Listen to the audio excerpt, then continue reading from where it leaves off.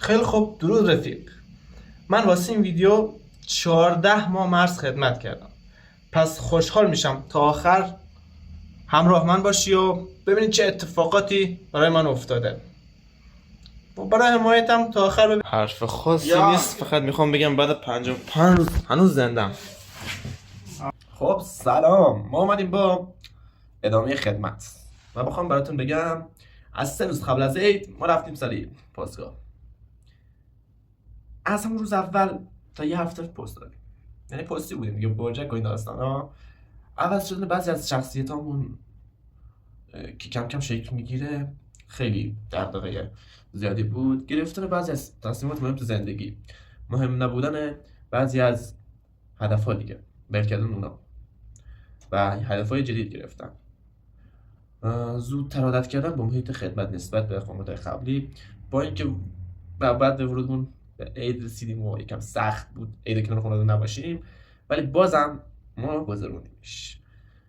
گذر روزها به سرعت باد. توی این اقامت من به سرعت باد روزا برام میگذشت. عادت کردن به اقوام دیگر، به لهجهشون، به کاراشون، به عقیده هاشون، به حرفاشون کم کم دیگه عادت میکنیم. دیدن ما وقتی که گوشو میدادم با یه چرخ گوشی تو اینستا دیدیم که یه طرح اومده دختر رو میخوام یه سربازی و اونجا حالا یه لحظه فکر کردم که اگه قرار باشه دختر رو بیان سربازی، قرار مرز به بد فن نبره و میره. آره خیلی خوب. کارهایی تو ذهنت میمونن که شاید باورت نشه. مثلا یکی از استوار اونجا به من یه دونه مداد داد و من اینو هنوز زیادمه. مثلا این صحنه باحال شد که یه مداد به من داد.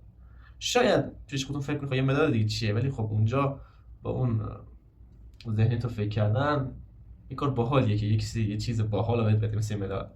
آره و دیگه 80 نظافت شدیم بعد از چند ماه. پایمون بالا رفت و بچه‌ها از صبح بیدار میشدن تا آدم غروب باید نظافت میکردن. بالا پایین، پله ها، راهروها، حیاط پاسگاه، همه جا رو باید نظافت میکردن. و روز اول عید ما پاس 3 بودیم.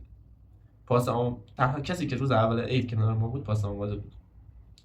پاس آماده‌ای که کنار ما نشسته بود و با هم موضوع درد و دل میکردیم. روز 13 هم که بازم با یکی از بهترین رفیقای دوران خدمتم، با محمد مزجردی. آره با اون بودم که 13 رم اینجا بودیم دیگه 14 رو تو نمیدونم، 14 هم بیرون بودیم.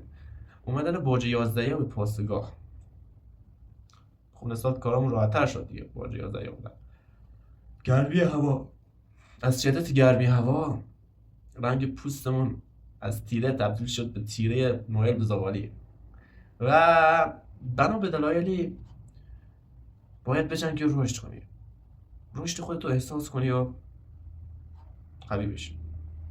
حتی شبایی رو روزایی بودم که من میگفتم اگه امشب نمیرم دیگه نمیمیرم. باور اگه یه سری بدونم تو خدمت چه بلاهایی سرم اومده، راحت دیگه نمیتونم بخوابم. ما یه تصمیم گرفتیم، گفتیم یه اقامت بلندم داشته باشیم. خیلی خوب.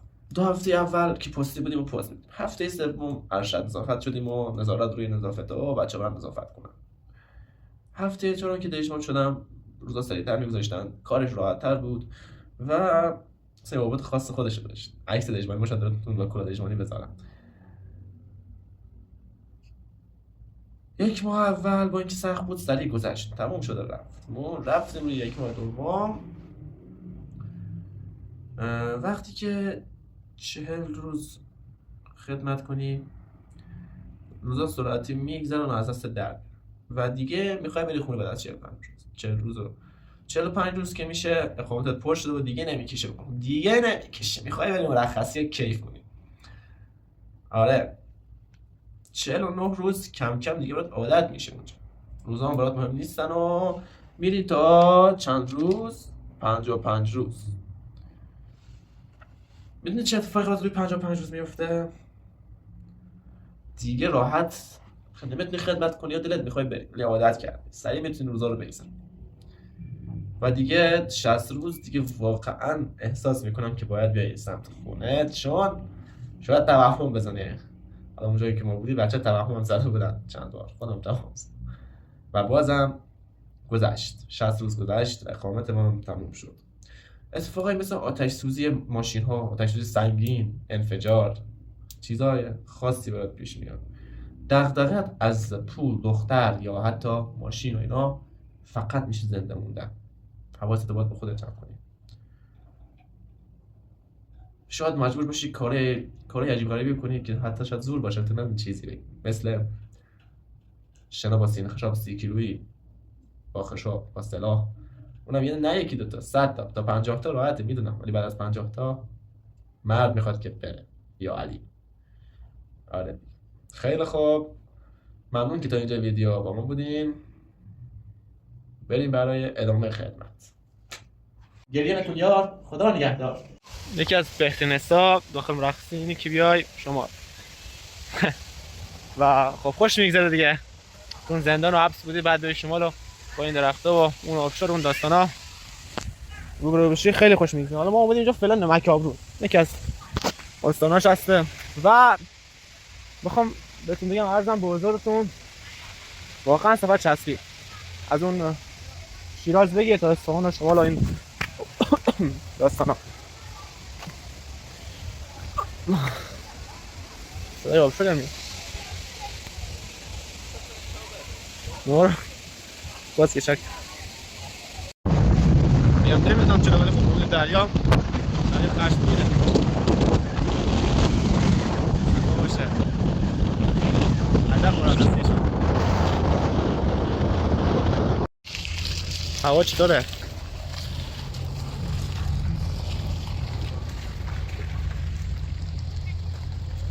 خالی، جای شما خالی.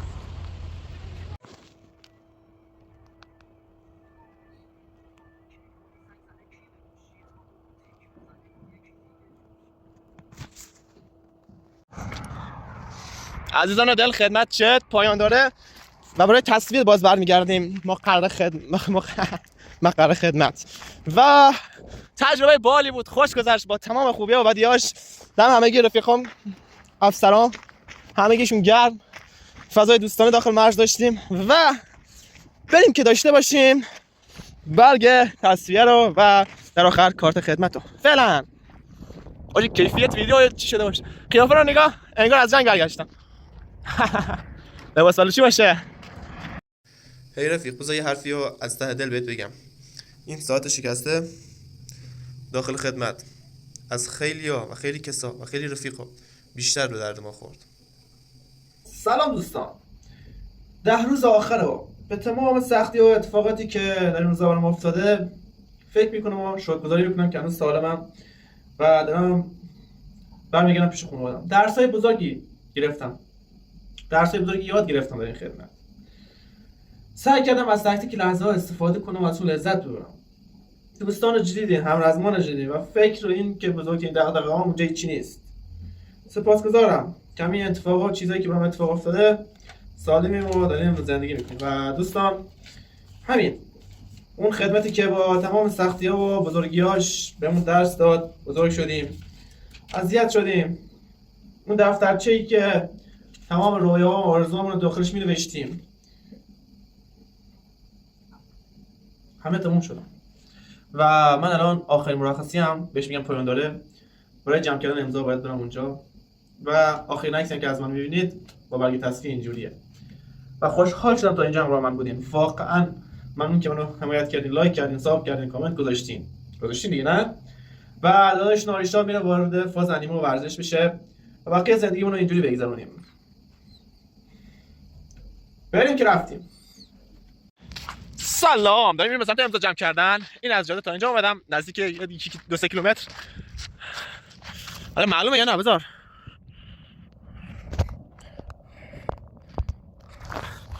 حالا معلوم نیسته، بذار 18 کیلومتر دیگه باید پیاده کنم. اون درخت‌ها رو می‌بینین؟ بذار اونا رو می‌بینین؟ اون گوشه، آره اینا رو می‌بینین؟ تا اونجا باید پیاده کنم تا امضا رو جمع کنم و خب از کرون تا اینجا اومدم گفتم ویدیو بگیرم براتون اشتراک بذارم، ولی خب شما نبودین و خب الان خوشحالم که داریم امضا جمع کنیم بریم خونه. خدمت ما هم تموم شد، بریم خونه ادامه ویدیو رو بگیریم. این برگ تصویر خاطر این برگ 14 ما خدمت کردم. عزیز دل بای. پسر برگشتیم شهرمون، هوا چه سرده. آخرشه دیگه، آخرشه. الان که ماشین بیاد دنبال ما کلا داریم خونه. اینم آخرش. و بله خدمت ما تموم شد. ممنون از اینکه تا اینجا همراه من بودی و لذت بردم از همراهیت. با لایک، ساب، کامنتت. مرسی عزیز. عشق داداش.